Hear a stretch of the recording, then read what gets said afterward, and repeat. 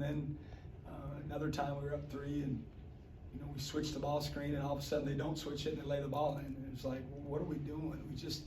We didn't play very smart down the stretch, and obviously the foul and then turnover on the baseline out of bounds.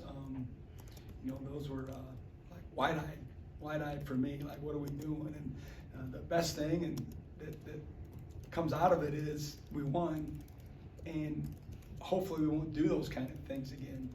The late turnover, the fouling up 4.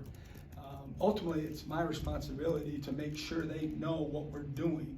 And I had plenty of time with the free throw situation, and I thought I had made sure everybody knew where we were at and what the plan was, depending on if he made or missed the last free throw. We were definitely going to foul up 3 with 5.6 around half court, and so if the game would have been a 3-point game, Eric was assignment correct. But unfortunately, the game was a 4-point game. And basically, when you're up 4 like that in that situation, the only way you can lose if it's self-inflicted. Like something crazy's got to happen. You got to foul a jump shooter, basically. And they got to make the free throw to go into overtime. And we almost lost it in regulation because of some silly mistakes. And again, the best thing about that is that we'll have so much ammunition to make sure that we never do it again. It'll be something we talk about when we're in close games down the stretch. Any update on Shaq and where he is with his injury? Sean Jones and Shaq both have ankle injuries. Sean's already been out for a while. Shaq tweaked his ankle in the Jackson State game. We knew he wasn't going to play since yesterday, so we were prepared for that. Sean will continue to be out. Shaq's more day-to-day, how he responds to the treatment that he's receiving, will be a big deal. We'll find out tomorrow where he's at and obviously the next day, but I'm not sure if he'll get to the point where he's ready to play on Tuesday or not. Philip Parrish, second row. 2 close games this week against some mid-majors. What did you learn about your team this week that maybe you didn't already know? That we got to get a lot better. I don't know. I'm not with them 24/7. I don't know if they're reading the headlines and feeling themselves. I don't know. We talk about it. We address it. I think it's pretty obvious to teams that watch us. We have to play the way we have to play to be really good. If we don't play that style and we don't rely on our defense and we don't turn people over and we're not locked in each and every time, we're not going to be very good. We struggle at offense at times. We're 2 for 14 from 3 tonight.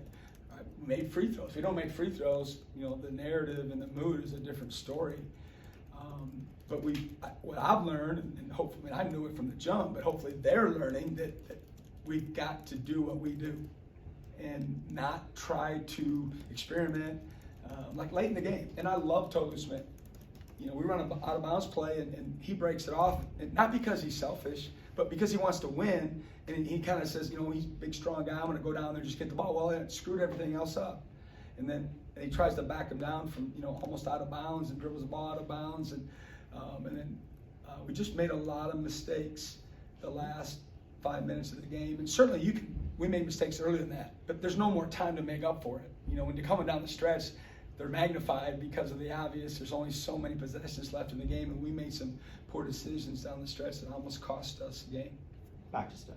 You guys have obviously, been at it full go since you had that week off for finals. I guess what's kind of the message to your team this game against Drake to kind of, try to right some things, get another big win before you start SEC play?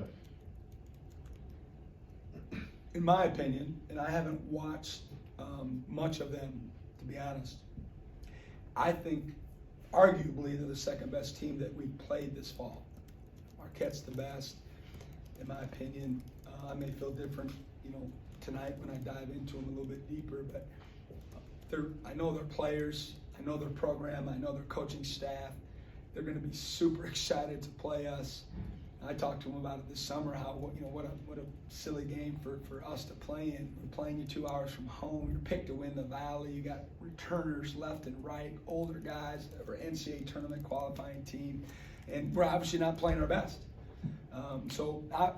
By Tuesday, I think our guys will fully understand who we're playing, and it's a huge game. We've got to end this thing right. We got to all have a good taste in our mouth going to Christmas and coming back and getting our legs underneath us a little bit and having a break, and we all need it. Some guys, I think our legs are getting a little weary. We're in the middle of 4 games in 9 days, and we practiced pretty hard leading up to the Minnesota game because we had all that time. So we've been careful lately trying to make sure we're good on game day, which is the most important thing. But I mean, every game, right? I mean, when you're going to hear me in 10 days talk about this game being such a big game. They all are. Okay, the next game on your schedule is a big game, but we've got to regain our momentum and feel good going into Christmas break, heading into SEC play.